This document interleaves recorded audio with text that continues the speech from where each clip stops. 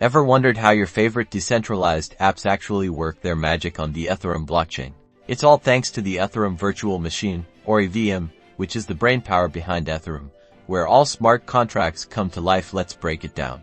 Think of the EVM as a giant, globally distributed computer. When you interact with a smart contract, you're essentially paying this computer gas to perform calculations and update the blockchain state. Gas ensures that the EVM is fair and not overworked. The EVM uses what's called a stack-based execution. Imagine a stack of plates, where the EVM picks up the top plate, performs operations, and then puts the result back on the stack. These operations are defined by opcodes, which are simple instructions that tell the EVM what to do, like add, subtract, multiply, or divide. Smart contracts are compiled into these opcodes.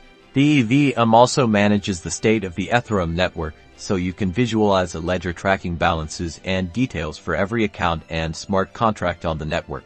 So, the EVM is at the heart of every dApp, NFT, and DeFi protocol you use. It's the execution environment that makes Ethereum a powerhouse for decentralized applications.